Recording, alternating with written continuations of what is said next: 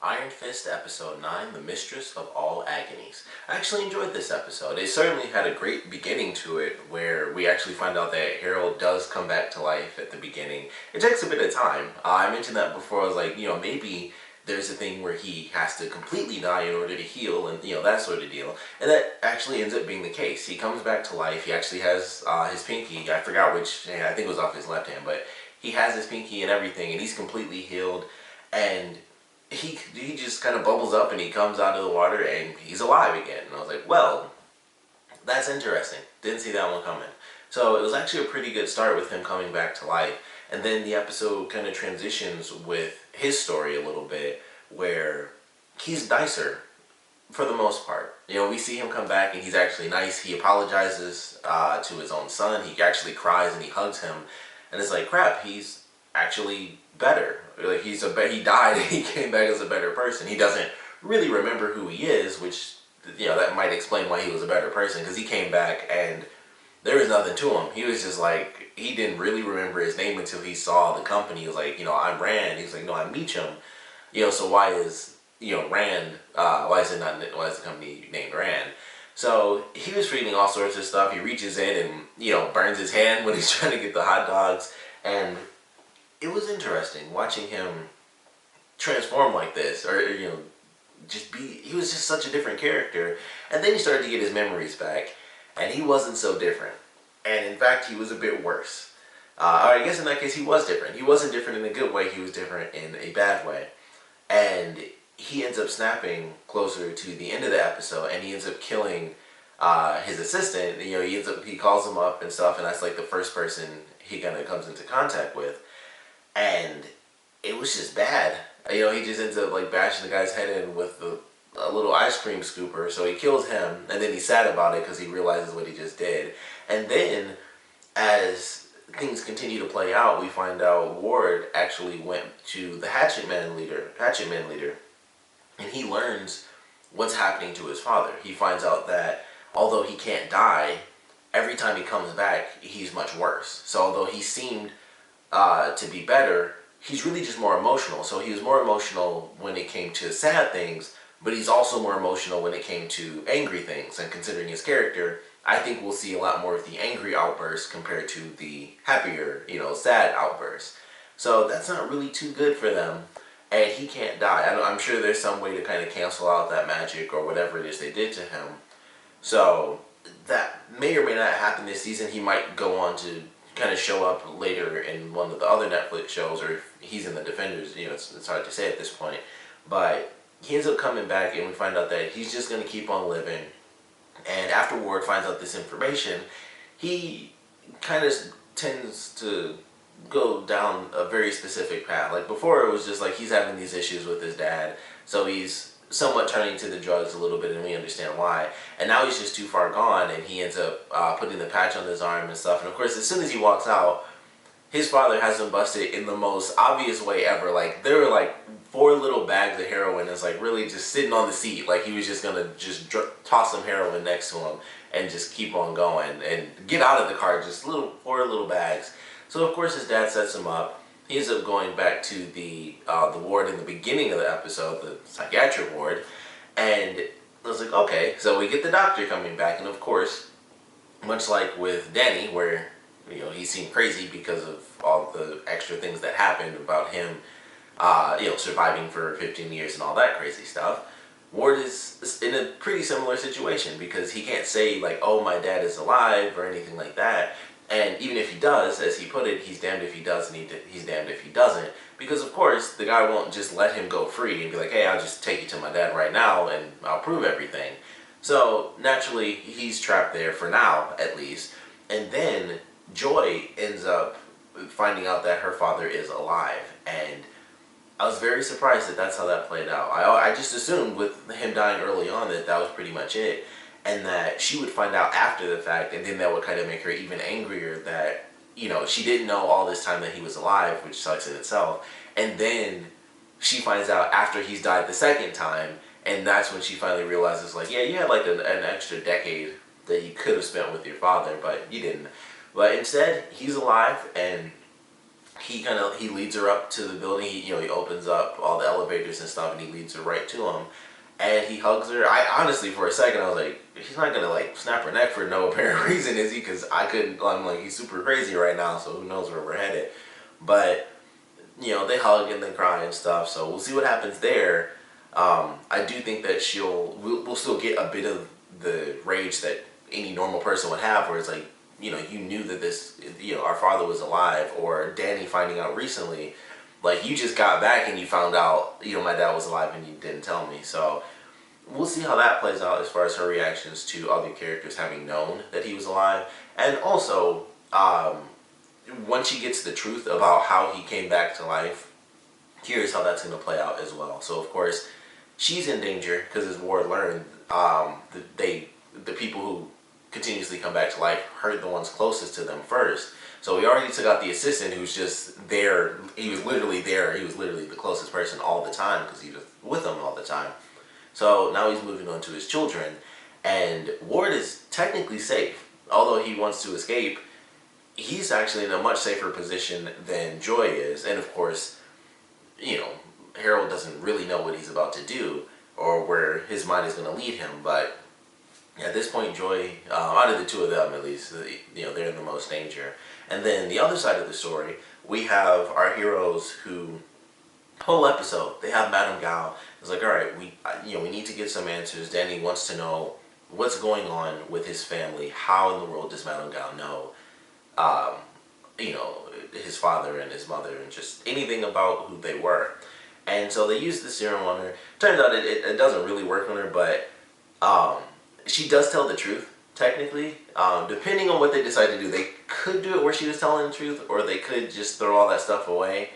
But the stuff she was saying was definitely comic book accurate, so I don't know if they're really going to follow that path, or if they're just going to be like, oh, she ended up lying to us. Because at first they were like, oh, well, maybe she doesn't have the answers you're looking for. And then, once we see Colleen is getting worse and worse because of the poison from her fight, Guy looks at him and was like, did you really think that you could get me? Like, I've, been tortured. I was tortured in like the 17th century or something, which I mentioned in the last episode. I was like, I'm pretty sure she's at least 100 years old. I figured she had to be older, so that definitely cleared that right up. So, they could do it where she just decided to tell them a little bit of the truth and just act like she passed out. And, it just depends, because like I said, that's actually comic book accurate. There's some extra elements to it as to just the specifics of how the characters died. It wasn't a plane crash, but the overarching thing where it's kind of like, oh, this person was kind of jealous of this person, or they just betrayed them. They were supposed to be good friends and they were betrayed.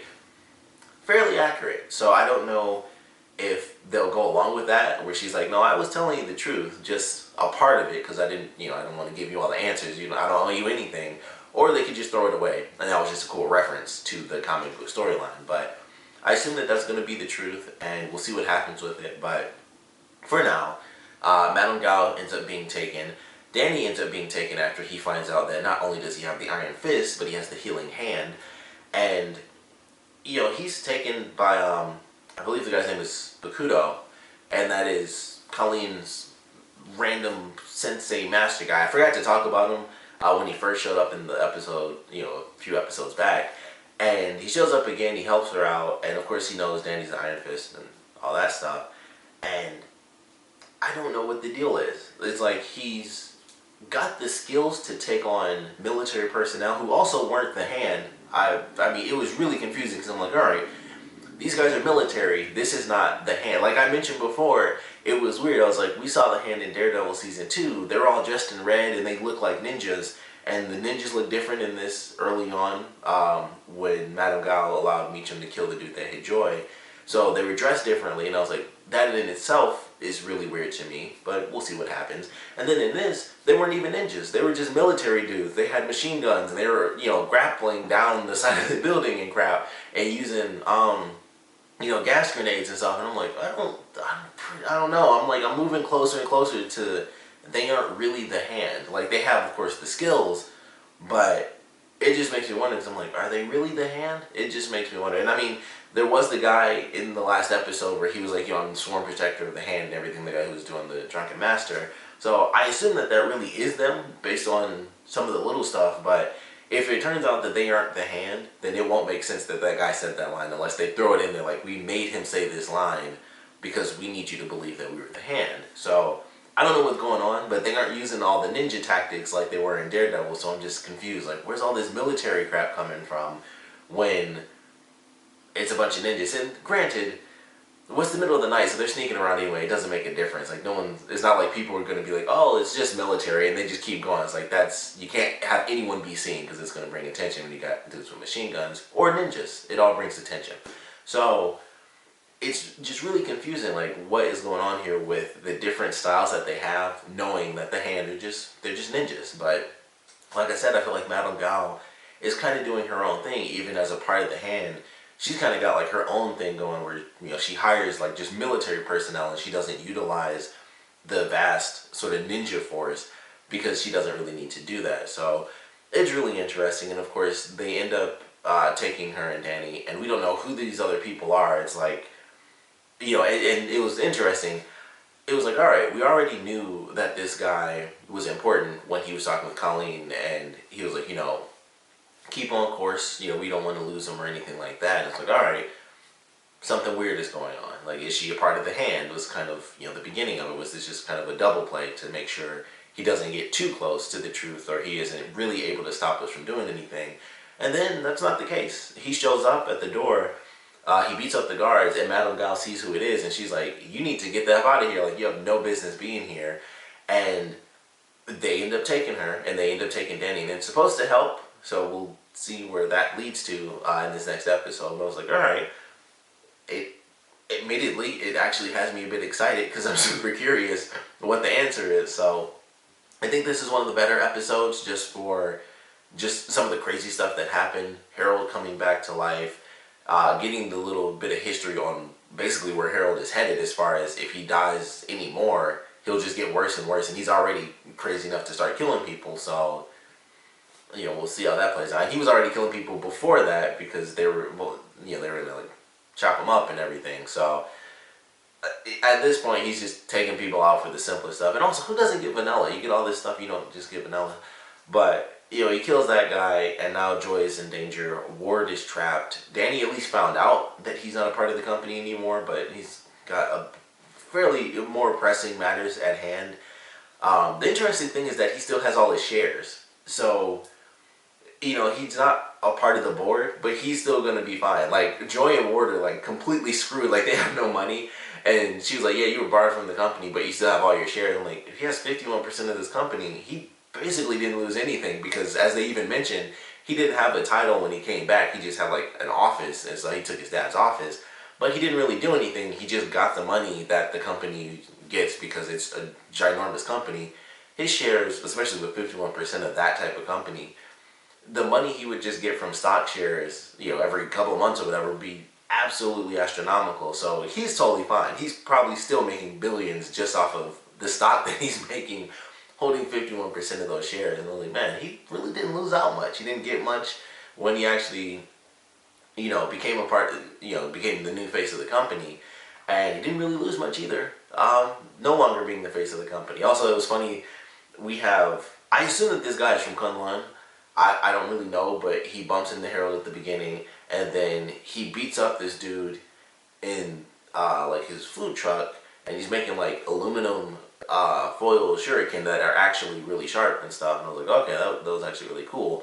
So I don't know what his deal is, but the way he was dressed and like the fact that he had that backpack and it looked like he had a mat in it, I was like, I'm assuming is from Kunlun. But he also seems like not such a great guy because he beat up this dude in the food truck trying to figure out where Danny was.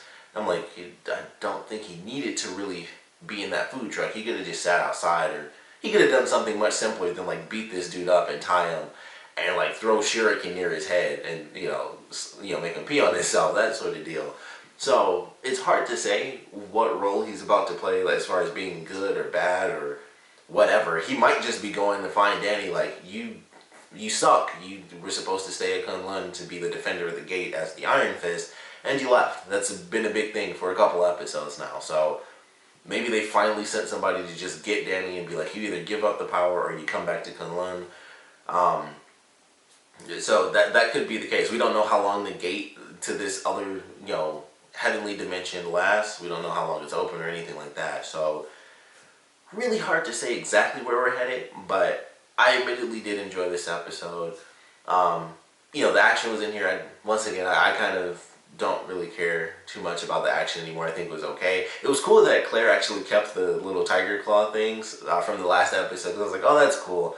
But, they didn't really do too much. It was smoky and it was dark at the same time. So it was like, you don't really see that much anyway. They did a couple hits here and there. They pushed some people. I think Danny kicked somebody. Like, really, I don't even focus that much on the action anymore. Because I'm like, it's just not going to be that great anyway. And it wasn't. The story elements were good though. And that's what I enjoyed. So at this point, I'm going into it like a B action movie. Except I'm not looking for the action. I'm just looking for the plot. So that's where I'm at this point until I get just a really good action sequence, or just at least a cool one in general. This was like, if this was just, if all the other ones were epic and this was just normal, because they did only fight like a couple of soldiers, I'd be like, yeah, no big deal. But every fight is like this, whether it's, a couple of soldiers or it's one big dude, which oddly enough, the solo fights are the coolest ones, even though he should be able to destroy them, but whatever. So at this point, it's just like, it's up in the air. It'll either be cool or it won't. This was just average, and it was fine. It got things going to the next part. They beat the soldiers up, and they were able to actually defend themselves even while Colleen was sick. And then we moved on to cooler stuff, which was actually dialogue based. So I did enjoy this episode, and I'm actually looking forward to the next one because of the crazy stuff that went down in this episode. Of course, I would love to know what you guys thought about this episode, so please comment below. Let me know your favorite parts, your least favorite parts. And I definitely want to know who you guys think Colleen is actually involved with. Like, what sort of organization is her sensei a part of? Are they, like, rebels that used to be a part of the Hand and then they left? Are they some other ninja organization? I mean, it is the Marvel Universe. There's a lot of places they can go. And this is, oh man, I can't believe this just popped into my head.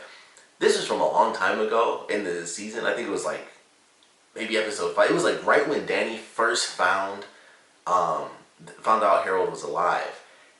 Harold said that the Hand was like the Illuminati, except they were real. That was really funny. I don't know why that just popped into my head. I don't think these people are going to end up being the Illuminati because, it is magic based, but they haven't shown anything, so I don't really know who these people are.